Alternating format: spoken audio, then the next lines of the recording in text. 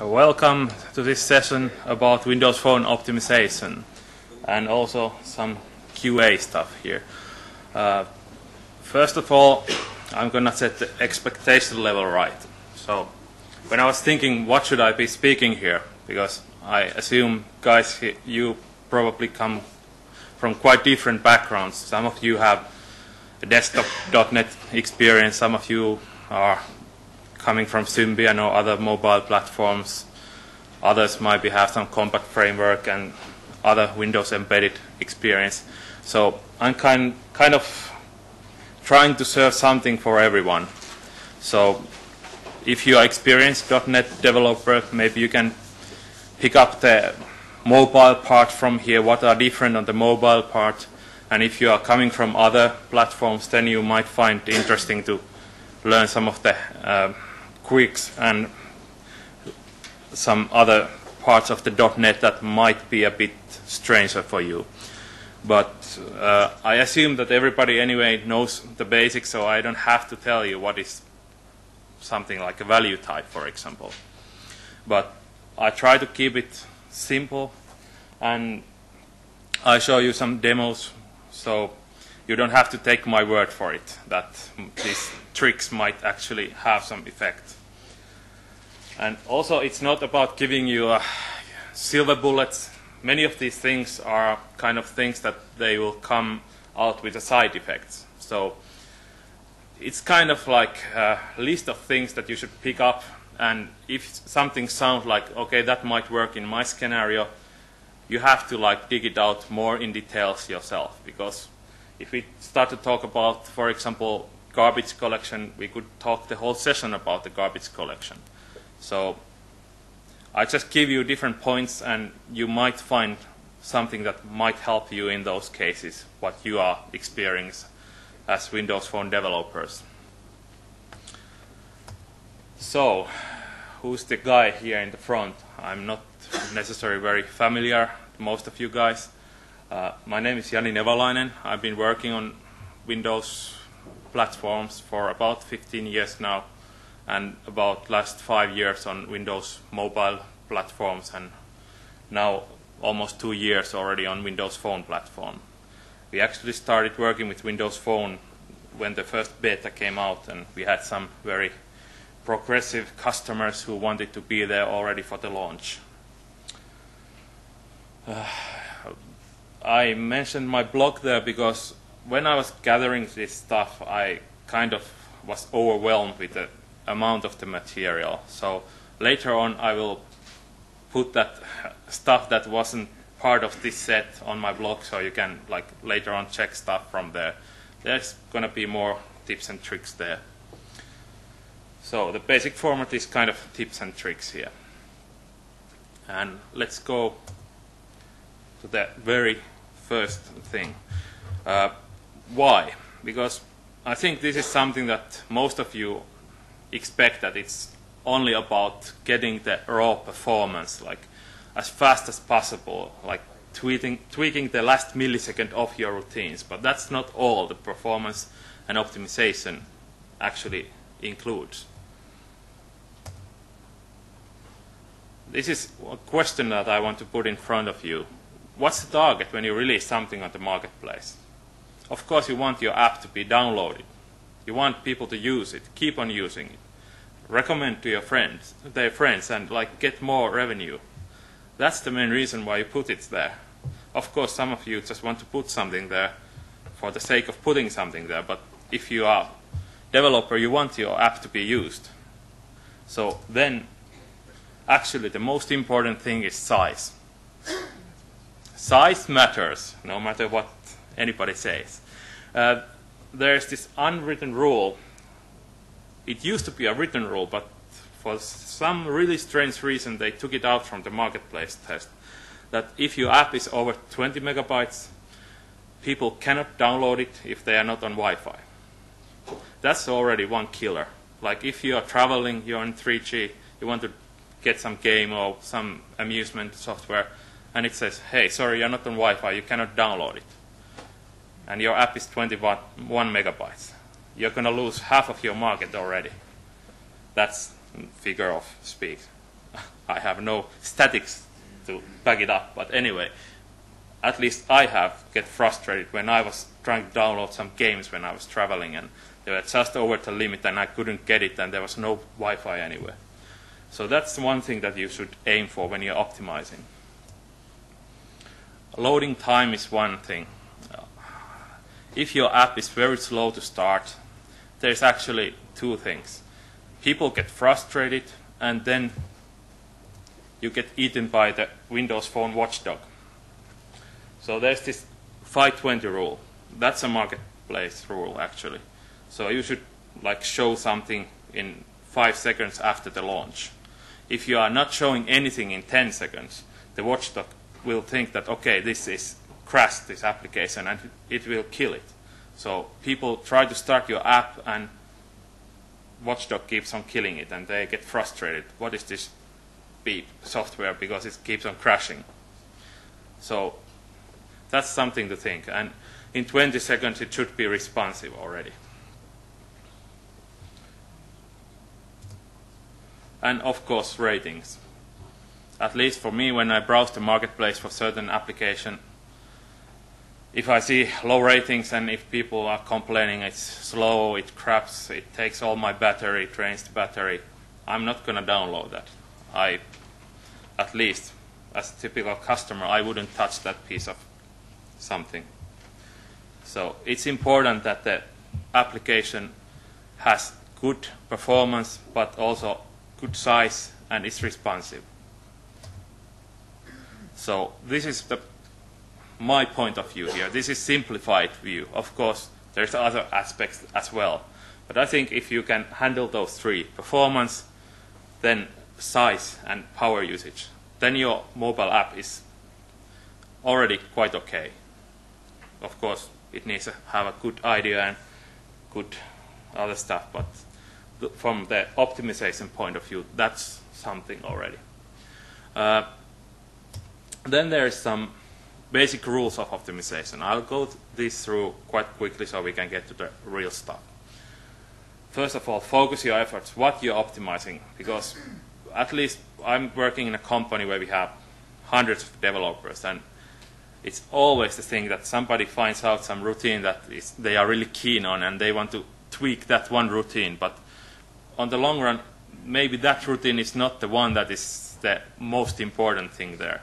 Everybody is time consumed, so you should always focus to find out what's the main thing there that's killing your performance, for example, and focus your effort on that.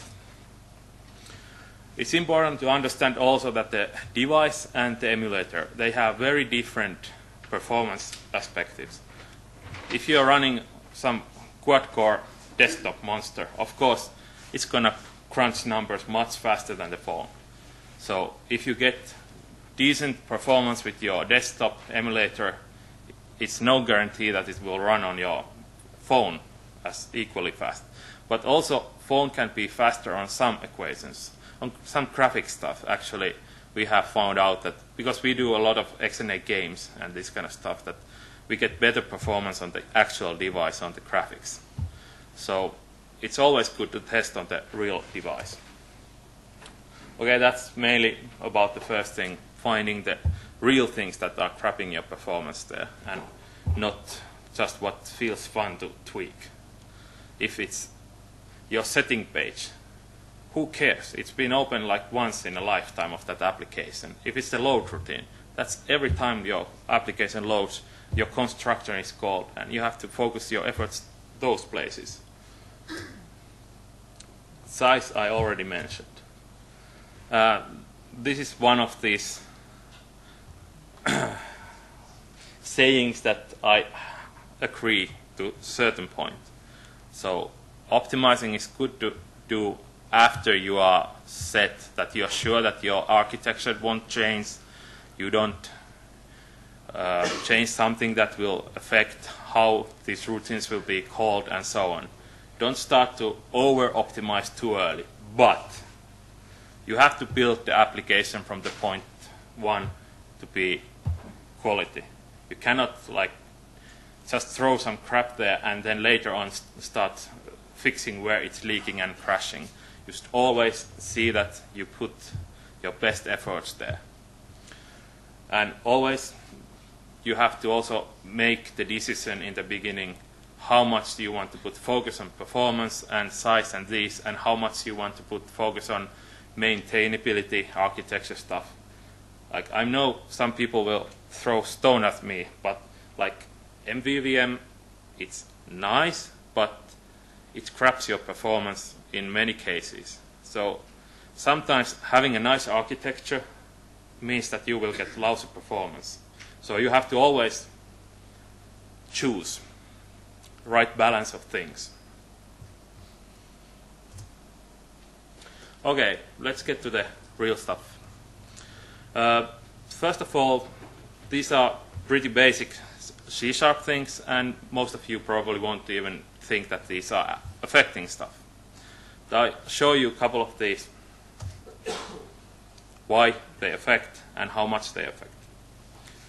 Okay, those general .NET rules, C# rules, they apply. But you have to understand also that this is not full .NET framework. Compact framework has different way that it has been built. There is certain things that work differently there. Boxing and unboxing, that's something that everybody probably knows and should be familiar with, and knows that it's a performance killer. So putting value types to reference type, taking them back. But you might be doing that unintentionally, that you don't even realize that you're doing that. That's one thing that I want to show you.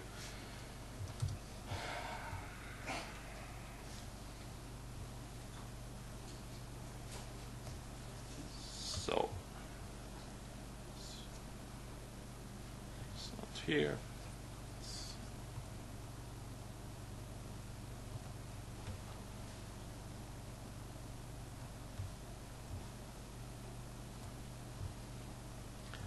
Here we have. Hope everybody can see, but if cannot, we are calling very basic function that everybody probably use, debug write line. This is just an example. I'm not saying that your debug write line is going to crap your performance, but this is a good example that you understand where it might happen. So here you are having an int variable and you are putting it as a parameter. The parameter is actually an object type. So it's automatically generating for you the boxing code there. But if you do I to string, then you are avoiding that boxing stuff there. This is, like I said, not a case that actually kills your performance, but similar cases. This is easy to understand. The boxing, unboxing actually can bring other quite interesting side effects as well. If you have a struct that is implementing an interface, you can actually, there happens boxing and unboxing, and you get interesting error situations. You might be calling the interface member and actually nothing happens. That's because of the boxing, but we are not going there. Just mentioning. So, garbage collection, that's something we are going to touch more later on. Finalization, that's generally evil thing you should avoid. It's like, for those who are not so familiar with .NET, it's kind of C++ destructor. But this is just very simplified thing. So it doesn't mean it's exactly that, but you can like think it that way. There is a couple of performance problems when using these, and one problem is that you never know when it's been actually done, and if it's referencing something else that also has a finalizer, you don't know which one is actually run first. So you get interesting error situations as well. So generally avoid using finalizers. So if you can do something else, then it's better. And also the thread where the finalization runs, you don't know what is that, the thread context.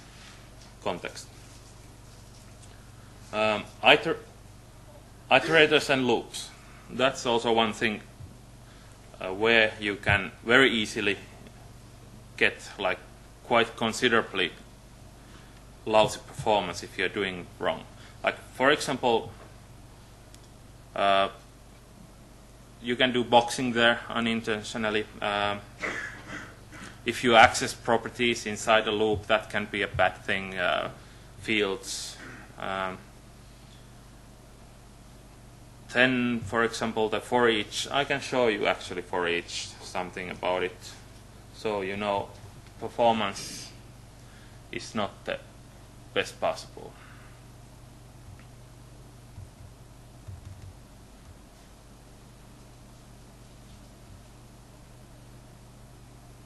It's a very simple thing. You make a buffer of 1 million characters. Can you zoom in a little bit? Right, let's change the font. Control and scroll. Well, yeah. Scroll wheel. Yeah, scroll wheel on the tab. Yeah. It's better. Go here and make the font a bit bigger. Lower left corner. You mean up? What happened to my touch? Okay. Interesting. It's crapping out on me now. So it's text editor and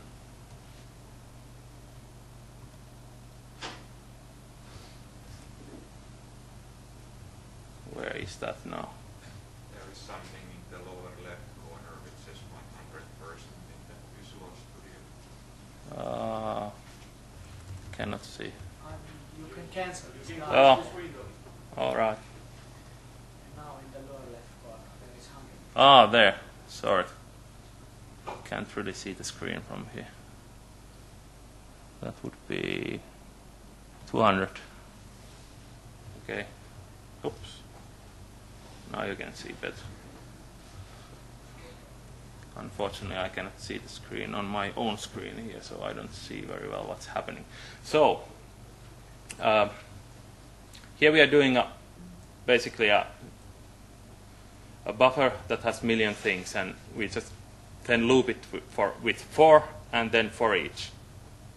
Same stuff. Let's run it and see the difference it takes.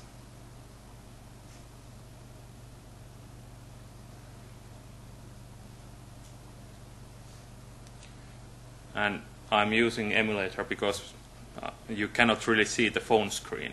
So even I was telling you to use the real device there, I'm contradicting myself. So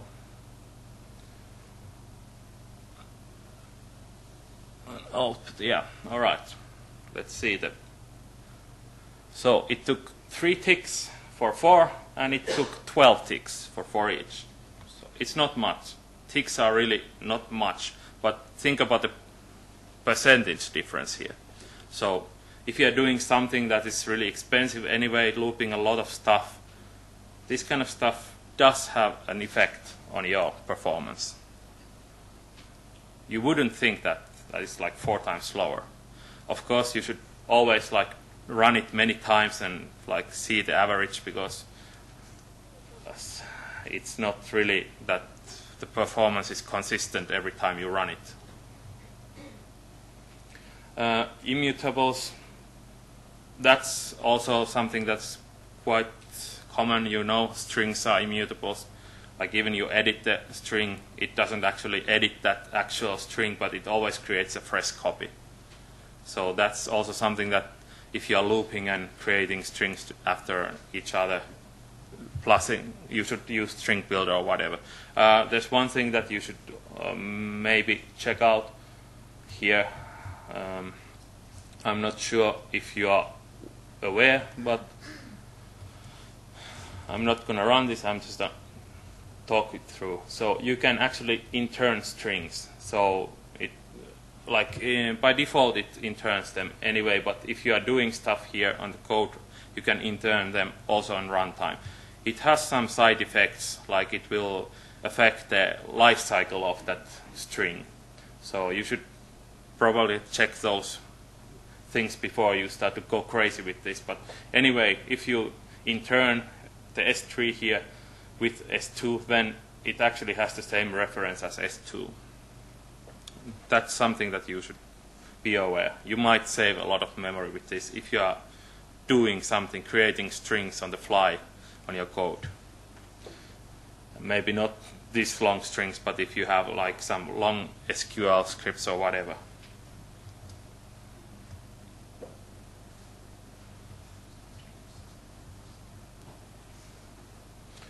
Compat framework. Okay, Windows Phone is still based on Compat framework. You don't see that much talk about. It's basically everybody's keeping it silence that it's there, but it's there. And many of the things that you might have learned with Compat framework, they still apply. One thing is to understand that its main design point was to make it portable. So it's not really generating the most optimal code, and it does differ from normal .NET framework. It doesn't have the exact same rules as normal .NET framework, like how it's making the just-in-time compilation, for example. So you might want to check out the code it's creating. You might be surprised if you have a strong .NET background that it comes out differently. Like some of the rules, how some value type actually becomes a reference type, for example, they are different. This is something that's typical to Compat framework virtual calls. They are about 1.4 times more expensive than instant calls. Something that you just have to realize when you're making those architectural choices. It used to be that with the Compat framework, for example, the order of parameters made a difference. Like if you put those parameters first that were used in the routine more often, it actually in the old Compat framework had a performance difference, but it doesn't work like that on Windows Phone anymore. That's a general thing. You should always use multiple assemblies if you are growing on code size, and keep the constructor clean as possible. Then it makes it much more faster to start and load. Collection classes, it's always good to precise. Just again, a quick performance demo that you don't think that I'm just talking my own stuff here. Let's see where we have it. It's on the other page.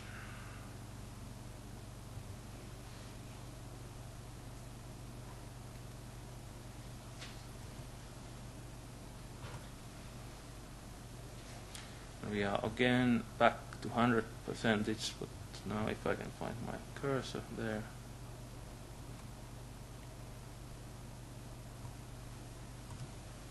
Let's run.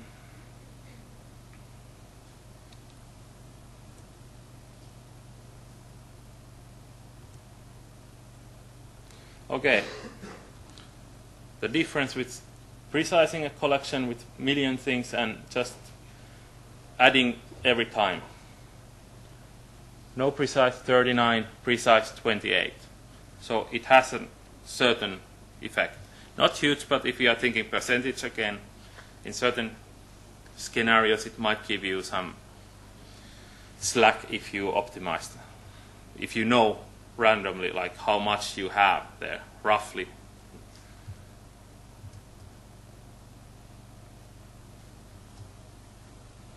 Okay, let's talk about threading. This is just some stuff that actually comes on next slide, but I want to touch these two classes already here.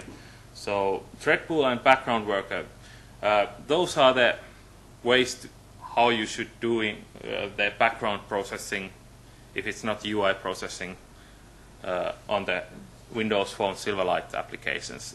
So the difference with thread pool and background worker should be clear. So thread pool is kind of where you throw stuff when you don't really care when it's been done, as long as it's been done.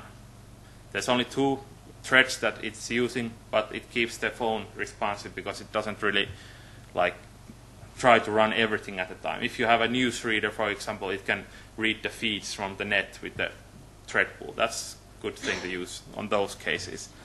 Background worker, that's something if you need to run it now and it's something that you can keep on doing your own stuff while it's running, and it will send you a message when it's done. It's an asynchronous method.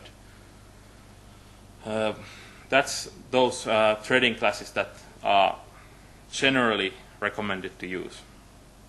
I don't recommend anybody creating new threads themselves here.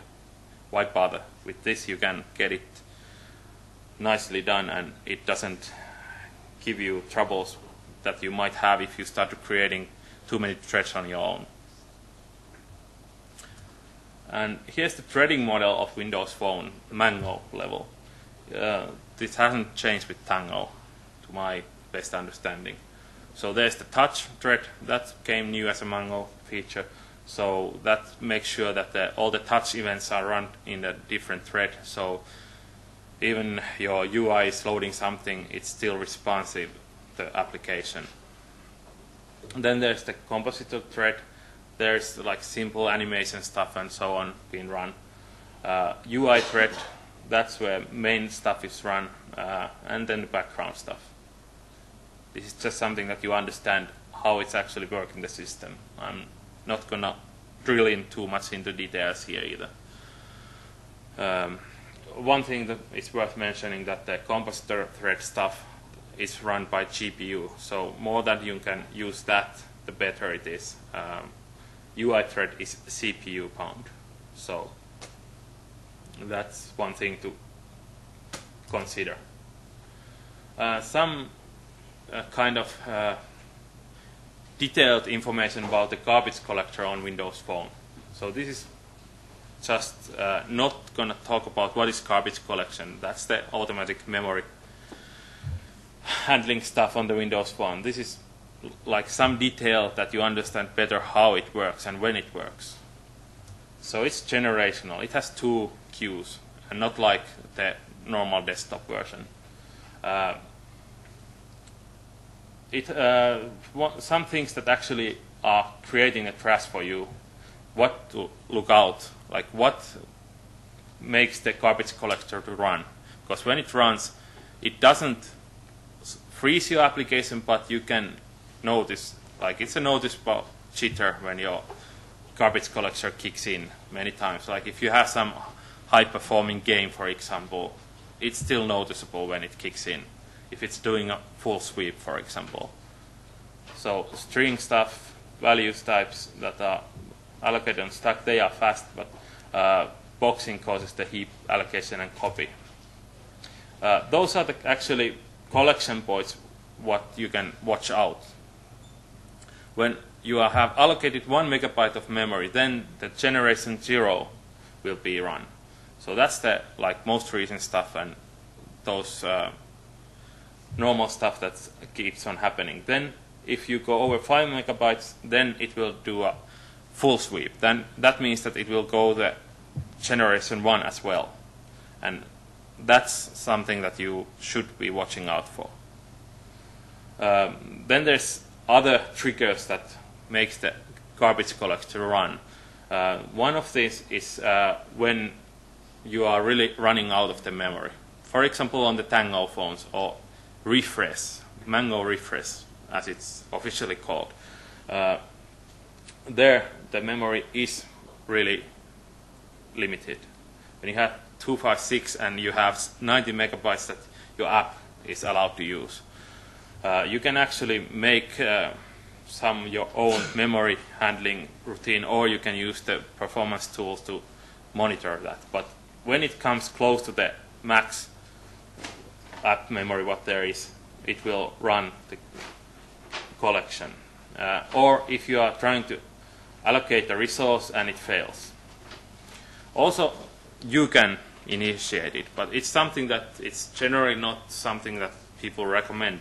But there is places where you can do it.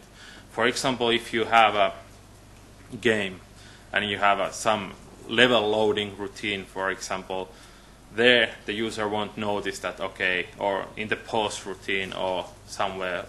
These kind of places you can do it and it's still okay. So you can buy yourself some slack with that you run it on a suitable position where you know that it's not really performance critical.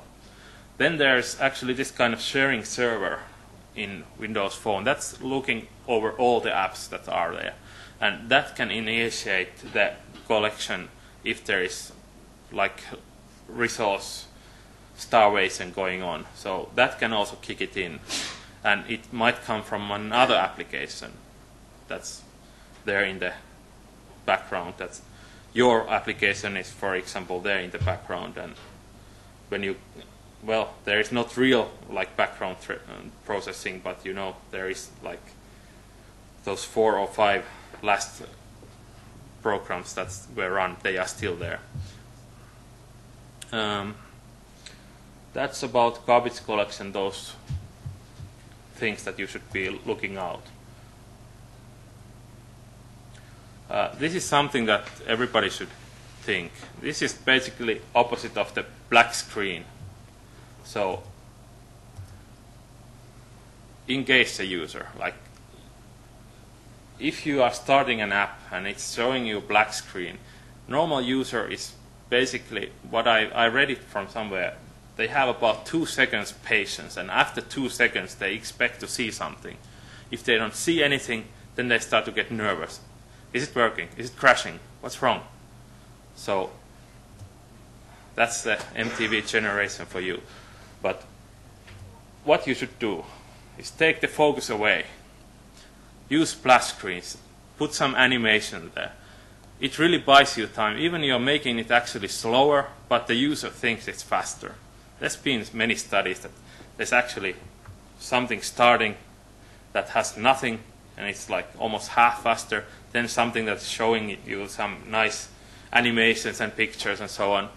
It's double the slowness, and people think that is actually the faster one. So cheating the user is still okay.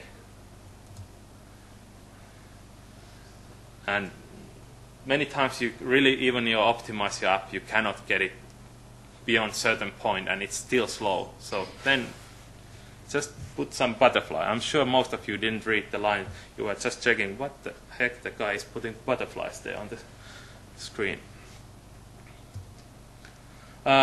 Compositor thread is good to use.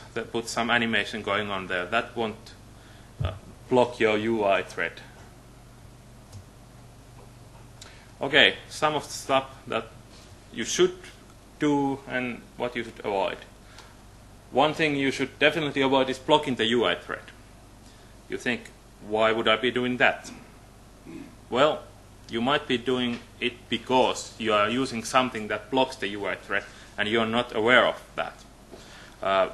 Location services, push notifications, network information, radio, all those will block your UI thread when you're using them in that context, unless you specifically put them in the background. For example, network info, it can take up to 20 seconds for the phone to connect. And if your app is frozen for 20 seconds, do you think the user is going to wait for 20 seconds? They're going to be banging the phone on the floor or throwing it at the wall. What's wrong with this shit? So that's something that you should be aware that you might be accidentally doing that. If you're doing some game on Silverlight, for example, you have to understand that the on-render, you can like overrule the rendering routine. It's not like you were used to in Windows Forms or Combat Framework earlier versions that you have this drawing routine that you can override and you call it evenly and you can get nice performance. On render, it varies. It varies quite a lot. So you cannot trust that you can make a smooth application and do custom drawing yourself there. If you need to do really custom draw, consider XNA. There you have better this kind of looping system. PNGs should be avoided. JPEGs are much faster, unless if you need to scale them, then PNGs scale much better, or if you need transparency. Those two rules, or otherwise JPEGs. You should be using Performance Progress Bar. That's in the Silverlight toolkit. You can download it for free from the net. That's one very good toolkit. It has a lot of like controls that you can use for free. minimizing the visual tree. So if you have a lot of stuff going on in the visual tree, it will slow you down. So simplifying, following the Metro design guidelines actually give you better performance. So more stuff you have going on, more animation and everything, it will take time for the UI to traverse the tree, and because the event system is like that it bubbles the stuff up and so on. So if there's a lot of stuff going on with very complex tree, it will give you an overhead. There's the picture there. So actually it's you might have noticed sometimes people demoing, they have these numbers going on the side of the Windows phone. There's this application.current.host.settings, and there's enable redraw regions, enable cache visualization, and frame rate counters. So with frame rate counters enabling, you get this kind of information, and you can follow how your app is actually running on the phone. You can see like how many frames per second you're getting on the UI thread, screen fill rate counters. You should be following those, and there's some recommendations for those, where those should be. I'm sure you can check those numbers from MSDN and see where they are and where is your app. It's some really good way to check if it's actually like enough fast. There's good recommendations where your numbers should be. I'm not going to go them through here now. In the end of my presentation, which I'm going to actually put on the net probably this evening, there's links for these places where you can check this kind of stuff.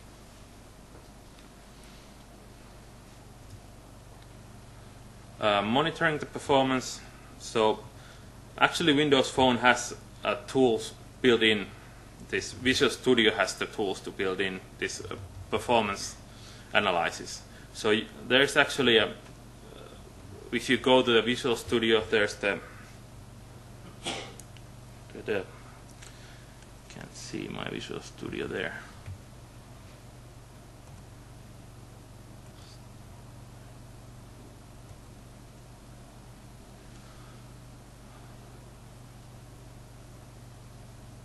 Here you see there's Start Windows Phone Performance Analysis. Don't mix it up with Start Performance Analysis. That's a totally different thing. So you should be using the Windows Phone Performance Analysis tool. There you can do an analysis of your application. There's kind of two sets. You can choose memory and execution, and you should always check the execution first, unless you're very sure that your performance problem is just for the memory. The execution analysis gives you a better view of stuff first. Things to check, of course, memory usage. You remember the 90 limit. Garbage collection, if it's running all the time, then you're crapping up the memory somewhere. Processor spikes, if you are blocking your UI thread, for example. You have to keep in mind the 90 megabyte limit. That's with the manual refresh with the devices with 256. Actually, it's kind of interesting situation because 256 has been the limit from the beginning already.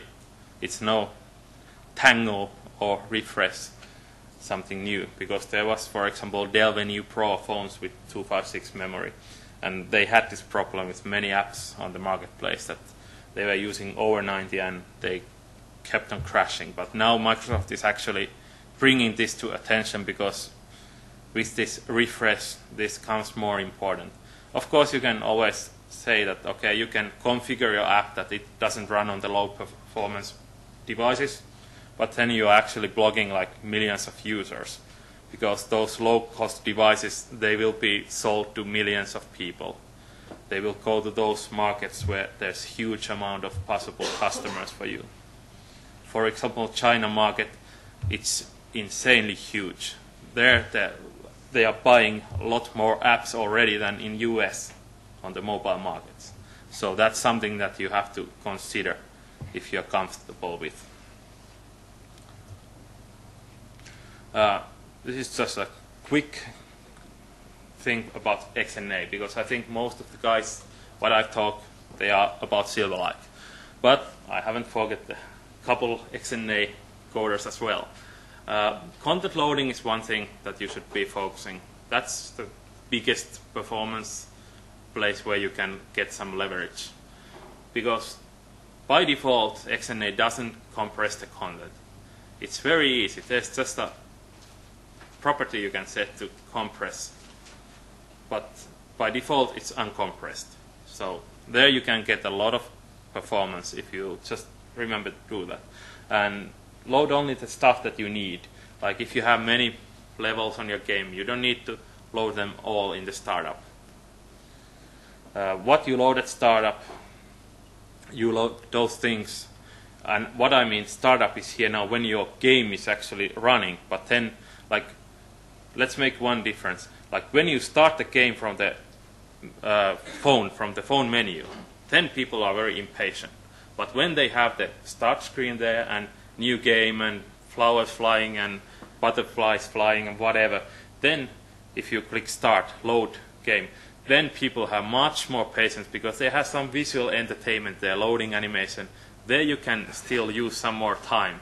People won't punish you for that. So that's a place where you can load much more stuff. One other thing, custom serialization. The default version is pretty much like my mother-in-law. Can't shut up. Makes a lot of stuff there. So with XML attributes, you can just make it nice and compact.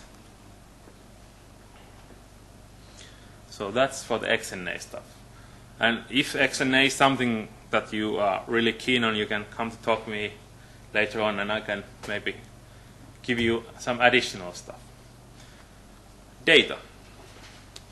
There's two ways of handling. I'm talking about storing data and handling data. So first about storing. I'm not sure how much people are using actually the Windows Phone SQL CE version there, but for those who are using, there's some things that you might consider trying out. Because you can, for example, set the max database size. I think 512 is already there. How much you can grow it. So that's something that if you have to always resize, it's going to cause some performance problems. So it's good to estimate how big it might be and then go there. Then max buffer size. If you're doing a lot of inserts, then if you're doing something buffer size around 4K, that's probably where you are getting the best performance. That's really just something that we came up trying different numbers, but that's mainly if you're doing a lot of inserts. If you're doing a read-only database, a lot of stuff there that you don't want to be updated, you should consider turning off the object tracking. There's this object tracking enabled bit that you can turn off. It will save you some memory. Otherwise, it's kind of using double the memory. And next one is something that all those SQL fanatics will stone me, but maybe it's better to not use the database. You can just do to list if you have small relative size databases. Just bring all the tables as lists and do in memory. Because if you are using the CE database, it will give you overhead. And if you have, let's say, 50 lines there, 100 records, why you need to have the SQL database? You should really think about it. Is it really necessary? Are you so keen on having the SQL there? You can have this dirty architecture and have this in-memory list and have much better performance. About data handling, this is just general rules. These are like common sense. Validate your data before sending it. It's more important when you're on a mobile network. At least with my 3G, it's like, I'm not going to say how slow it is because that's a bad word. But if I have to send data to server says that, okay, there was error, returns back. I get like 15-second round trip to say that I was missing a comma there. It pisses me off as a user. So this kind of stuff is really basic, but it becomes more and more important when you're doing mobile stuff where networks are not the fastest possible. So consider doing these. It will save a lot of gray hair from your users. And caching objects that most likely don't use, that's a good thing. Don't always send the same stuff around just for the sake of sending stuff.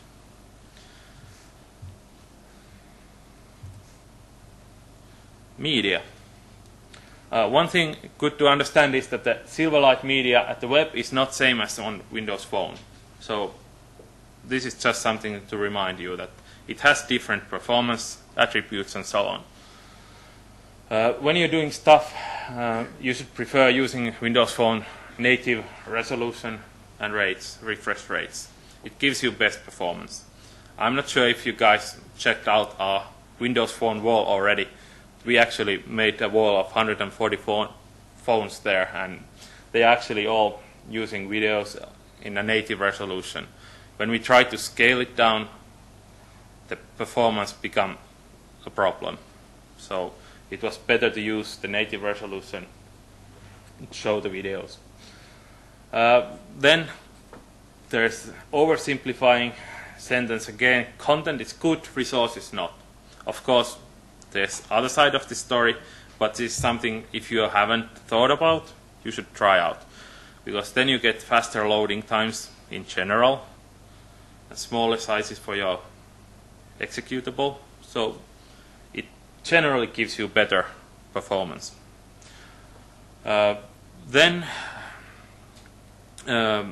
you should think about the bitmap cache. This is something that I encourage you to read more. It's kind of difficult to explain in one sentence. But anyway, it's more about if you are using this bitmap cache and you are then using the opacity property to set to 0 so it doesn't show on the screen, then it's still there in the behind and you can like bring it back fast, and that gives you much better performance. If you like try the visibility bit, that will actually, next time you want it to be visible, then you have to recreate the object, or actually not you but the system has to recreate the object. So if you want it off the screen and maybe you want it back and you want performance, use the opacity with the bitmap cache and don't use the visibility.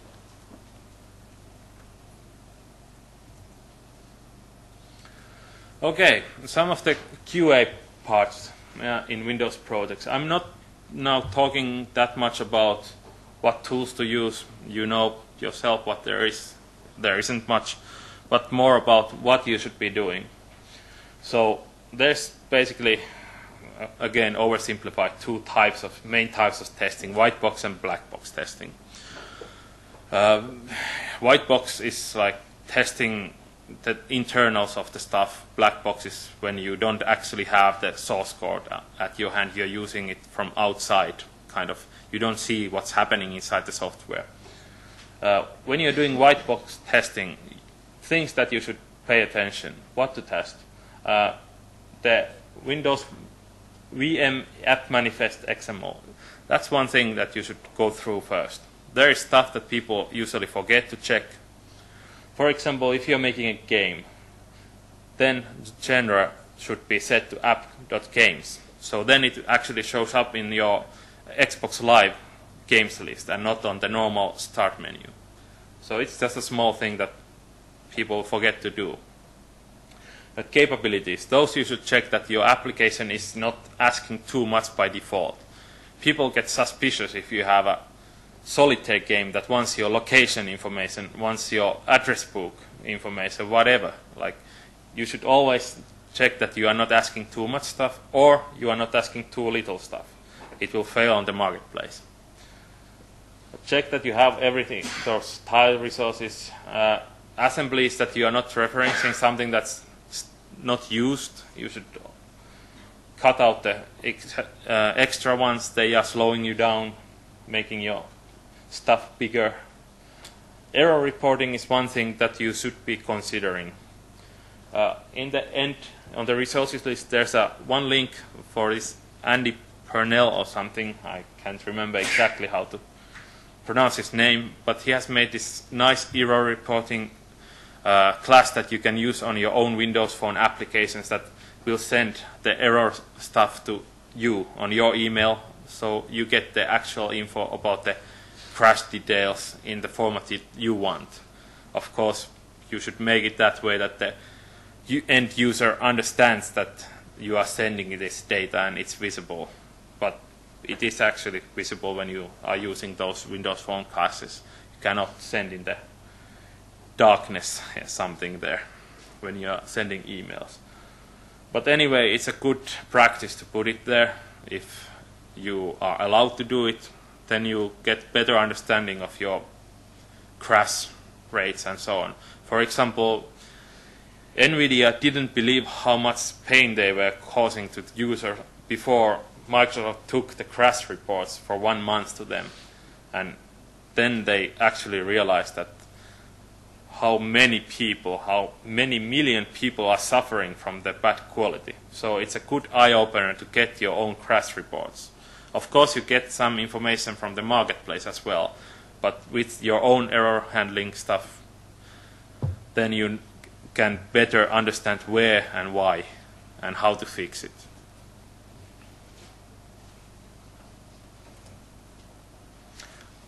Black box. So there is the marketplace test kit that everybody probably has tried already. That's a good tool, but it actually doesn't catch even, let's say, maybe 60% of the stuff. Because our company, we have released for other people, I think, something between 70 to 100 apps to the marketplace. And maybe 20% of the errors were catched by the marketplace test kit. But those things were still caught by the marketplace tester. So it's not enough. It's a good indicator that you have the basics in the place, but it really doesn't test all the rules.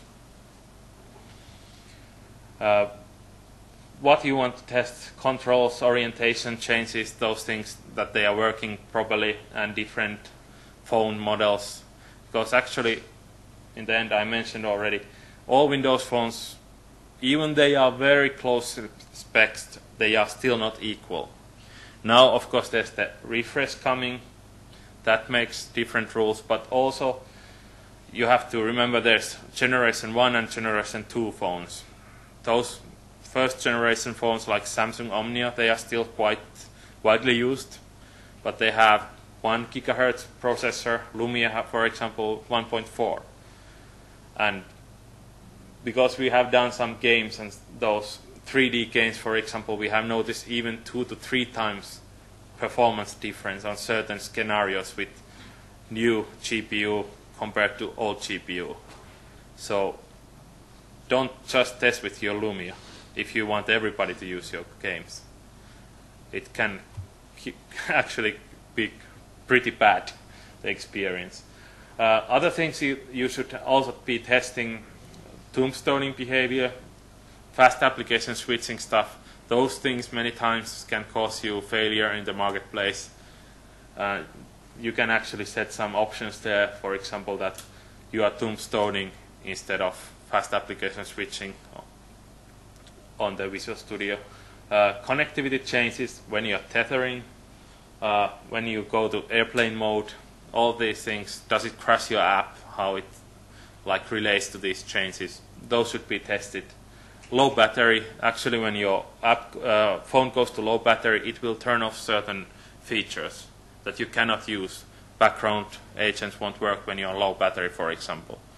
So you should test your app against these things. They are important stuff. They will affect the overall impression that your application will get. But they don't necessarily come to your mind when you are doing the app that, okay, I have to drain my battery to test my phone app first. So it's just something to keep in mind. Tango, also known as the refresh. There's Tango 1 and Tango 2. So it's a bit, how to say, complicated, but anyway, Tango 1 is reference to the phones that have the low memory. But then there's gonna be Tango phones with the same amount of memory as the current generation phones. So those are considered to be Tango 2. But they might have other stuff that's not necessarily same as the Mango generation hardware.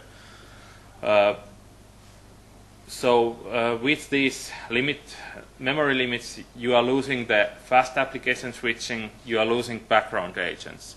So those two things you have to make sure that your application can live without. If it doesn't, then you should consider, do you really want to release it for those phones? You can exclude the Tango phones if you want with your application manifest file. But again, I recommend that you think twice before doing so. Okay, then there's just like miscellaneous stuff that just wanted to mention that they are not really fitting anywhere. One thing to think about when talking about performance, pre-calculated data. Do you have to every time calculate some sin or cost, or can you pre-calculate and keep the data there? It gives you much better performance if you have the stuff already lying there in pre-calculated format in your phone. So this kind of stuff is very familiar for those who have been doing some Commodore 64 or whatever. So pre-calculating these mathematical things can give you good performance difference. Content, faster loading, yeah. If you want to measure your performance, the environment.tick count is the best kind of counter there is inside your code that you can rely on. There is other ones, but they are not that dependable. They don't give you accurate information. So that's the recommended way to check how your application is performing. And use averages. Don't trust first run results, because there might be garbage collection going on or something else that's causing the thing to act differently. So if you have, for example, 5 different runs, then you can get the average. There you can see that, okay, this actually makes some difference. Exceptions. The error handling mechanism for .NET, it's the exception. It's here as well, Silverlight, XNA. You should be using them.